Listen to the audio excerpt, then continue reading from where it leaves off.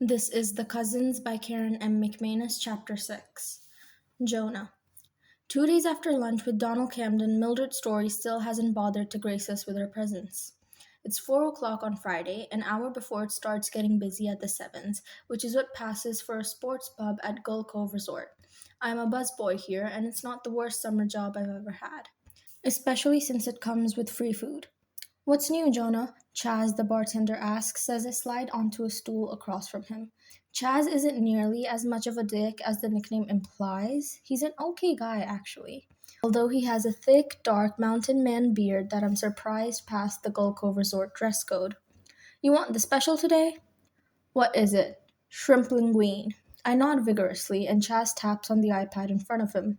"You're in luck," he says, squinting at the screen. "No waiting. The kitchen just made an order for a customer who changed their mind. Someone will bring it by in a sec." He turns and starts pulling glasses from a low shelf, arranging them in neat rows on the bar. The Sevens is a mix of high-tech and old-school. The televisions that line each wall are the biggest, most high-definition screens I've ever seen. But the interior of the restaurant is all dark polished wood, recessed lighting, and leather chairs. The bar is massive, propped up by two pillars on either end, with seating all the way around. But I'm always hungry way before then. "First one here as usual?" asks a dry voice behind me. I turn to see Millie in her work uniform, a black cocktail dress, black apron, trendy black sneakers, and dark red lipstick that must be mandatory, because every waitress who works at Veranda, Gull Cove Resort's fine dining restaurant, wears the same shade. Her hair is pulled into a high ponytail, her lashes thick with dark mascara. Or maybe she just has a naturally intense eyelash situation happening at all times. "I like the food," I say, her wearily as she slips onto a stool beside me. Other than the ferry ride and that weird lunch with Donald Camden, Millie and I haven't spoken much since we got here, which is exactly what I thought she wanted, so I'm not sure why she's sitting next to me all of a sudden. The television in front of us is turned to CNN for a change. Chaz likes to get the news in before he's forced to make it all sports when happy hour starts. And Millie's eyes flick over the reporter on screen. "Some investment banker's been arrested for fraud again," she says, a little louder than necessary. "Seems like a rampant problem in the financial industry. Has Uncle Anders ever come up against anything like that?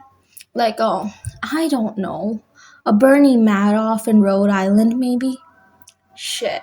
I don't have to look at her face to know she somehow stumbled across that little write-up in the Providence Journal from earlier this year. One disgruntled client lost the entirety of his retirement savings, his child's college fund, and is now in danger of losing his family's small business.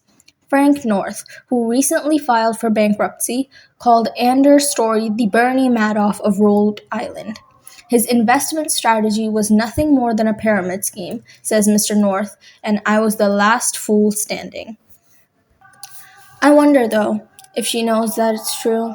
Chaz saves the day without realizing it, clicking from CNN to ESPN. "The entire financial industry is a joke," he says. "Bottom line is, nobody's ever going to care as much about your own money as you do." His cheeks crease in a tired smile. Says the guy who has none. "You kids keep that in mind, though, when you're out running the world. Either of you want something to drink?" "I'm alright," Millie says. "A Coke would be great." I say. I watch Chaz disappear behind one of the pillars before turning to Millie.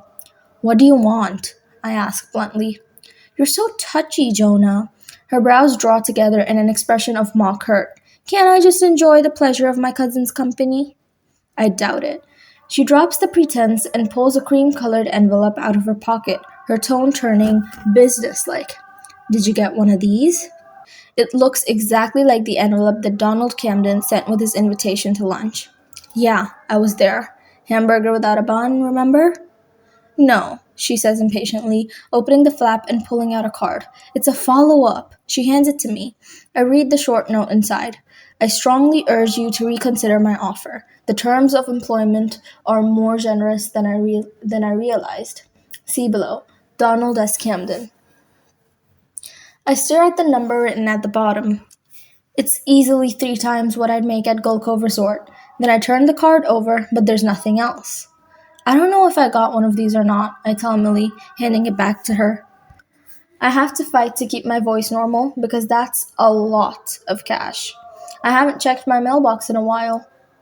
Hey Jonah, a girl's voice, sweet and just a little seductive, interrupts us. It's Brittany, one of the servers and a fellow Tauhi. She smiles coyly and bats her eyes at me, like she's been doing ever since we got here, which is a problem. Brittany is cute, but I'm trying to keep a low profile. I heard you're the lucky recipient of buyer's remorse. She slides the plate in front of me and flips her thick blonde braid over one shoulder at the same time.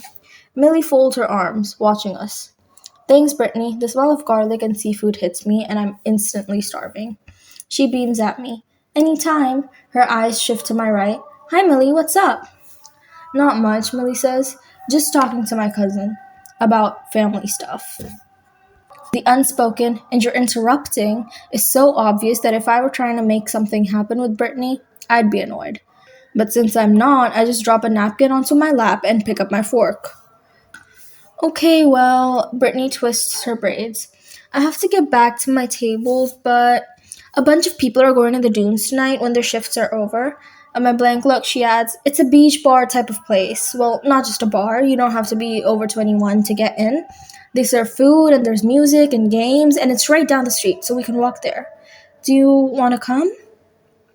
Not really. Again, nothing personal, but the less I socialize here, the better. I don't know, I say.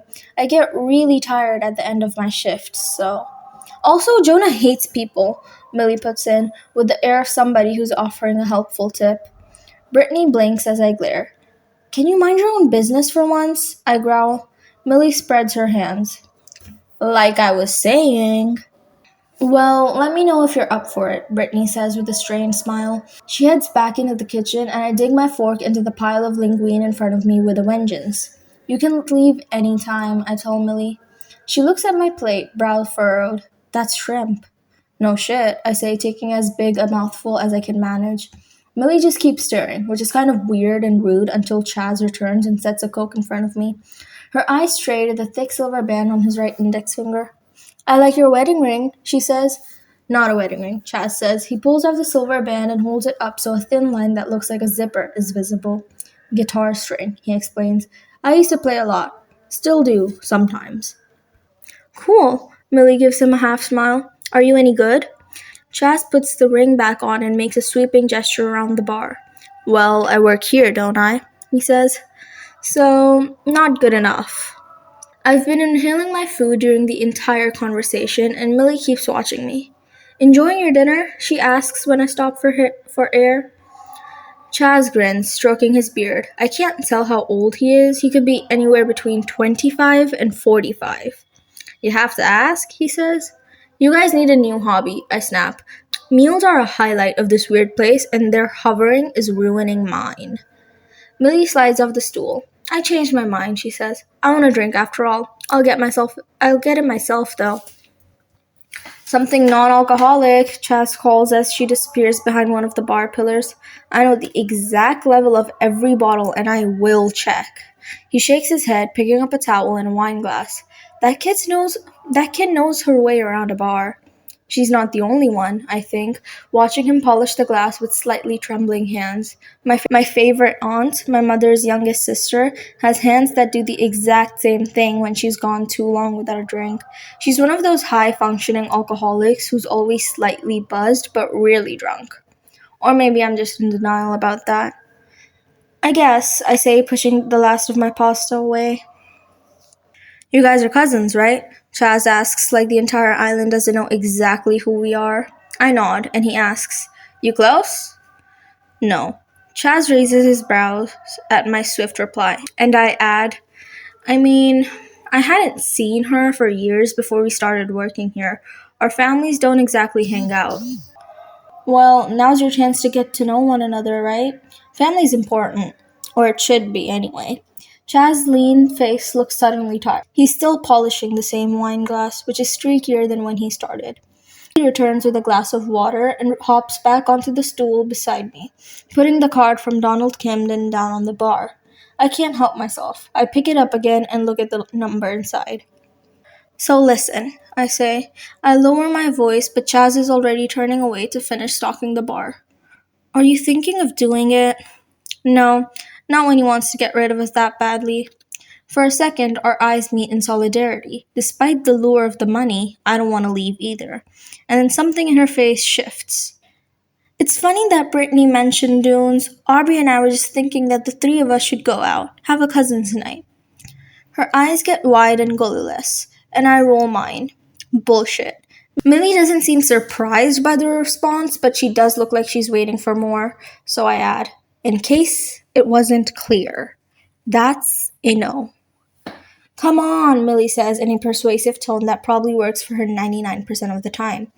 Aubrey needs a night out. Something's going on with Uncle Adam, but she won't tell me what. Maybe you can get her to open up. I snort. Now she's flat out lying, because there's no way Aubrey would tell me anything she's not willing to tell Millie. Drop the act. We both know you don't really want to hang out with me. So what do you want? Millie's face hardens. Show up tonight and find out.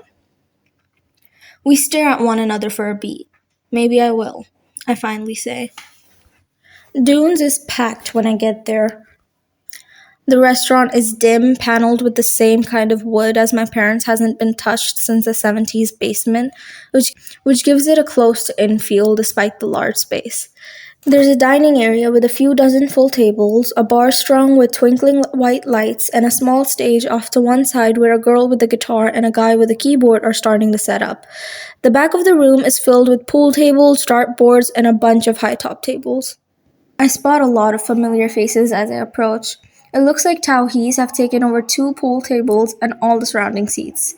Brittany waves wildly from a corner where she's clustered with a group of girls, and my roommate, Ephraim, steps away from a pool table to drop his jaw in mock surprise.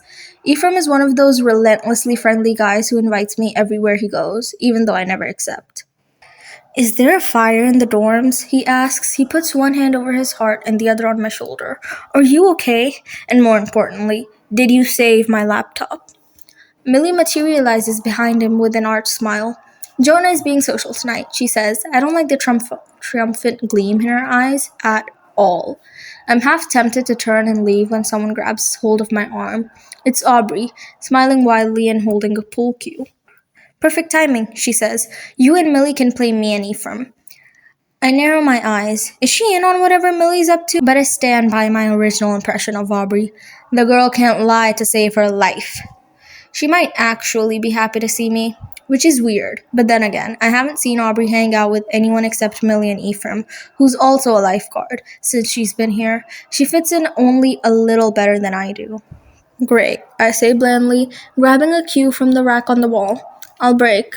Ephraim, who's been gathering balls from the pockets, tosses the last of them into the rack. We should probably warn you that Aubrey and I are undefeated, and that includes a game against a couple towny dudes who are now drowning their humiliation at the bar, he says, pulling the triangle away with a flourish. But let's see what you can do, hermit. I run my eyes over the table, then focus on the cue ball as I position myself to take aim. For a few seconds, I barely move except for a couple of micro adjustments to get my stick angled exactly how I want it. Then I draw back and strike fast. The balls explode against each other with such a loud crack that Aubrey gasps behind me. Striped balls start dropping into their pockets one after the other, while the solid balls spin harmlessly against the sides of the table. When the balls stop moving, only 2 stripes remain, along with all but one of the solids. I glance up to meet Millie's shocked expression and try not to look smug. I probably fail. We're stripes, I say. Ephraim raises and lowers his arm in a we're not worthy gesture. Why didn't you tell me your cousin was a shark, Aubrey? He asks. I had no idea, Aubrey says, blinking like she's seeing me for the first time. Which is disconcerting. Maybe I should have stuck with my first instinct and left, but the thing is, as soon as I saw the pool table, my hands itched to hold a cue again. I grew up around a billiards hall and used to hang out there every afternoon. One of the regulars taught me how to play, and after he died, dropped dead from a heart attack in his early 50s, which my father used to call the blue collars guy retirement plan, I kept playing by myself. When I was 12 years old, I started challenging adults to play for money. They thought it was cute until I beat them. Millie jostles against me in a surprisingly friendly way. Well, well, well, she says. Looks like we've discovered your secret talent. She cheers me on for the rest of the short game. I clear the table before Aubrey and Ephraim get a turn, and then she leans her pool cue against the wall. I need the restroom, she says over her shoulder to Aubrey and Ephraim, but we challenge you suckers to a rematch. You can break this time to give you a fighting chance. Only if Jonah ties one hand behind his back, Ephraim mutters as he starts gathering balls. Where did you learn to play like that? Aubrey asks. Just around, I say, my eyes straying to one of the Tauhi tables behind us. It's full of guys Ephraim calls the prep squad. They're all tall and blonde and wear stuff like whale belts unironically. Their unofficial leader is Reed Shulton, whose senator mother might be running for president in the next election. I don't see much of the guy except when he bangs on her door to borrow toothpaste, but I already know I don't like him. Reed pauses mid-conversation to watch Aubrey lunge awkwardly across the table for the triangle, and says something that makes the prep squatter next to him laugh. My hands curl more tightly around my pool cue. The more I see of Reed and his friends, the more I wonder whether there was some kind of method to Mildred's madness. Maybe she saw her kids turning into assholes and took extreme steps to stop them. You. The voice at my elbow is ice cold, and when I turn, so is the look in Millie's eyes. Come with me. Now. She snatches the pool cue out of my hands and leans it next to hers against the wall. Game delay, she says to Aubrey. I need to talk to Jonah. About what? Aubrey asks, but Millie has already fastened her fingers around my wrist like a handcuff as she drags me towards the back exit. All of her earlier friendliness is gone. I'm not surprised exactly, but I'm still thrown off by how fast she flipped the switch. What's your problem? I ask, my irritation mounting as I pull away from her grasp. Stop yanking me, I'm already coming with you. Oh, you should thank me that this is all I'm doing, Millie says in a low, threatening voice as she leans on one shoulder into the door. It opens, and we spill outside into the cold night air. I take a deep breath to clear my head, but almost gag when I'm hit with the sour stench of garbage. We're right next to a dumpster.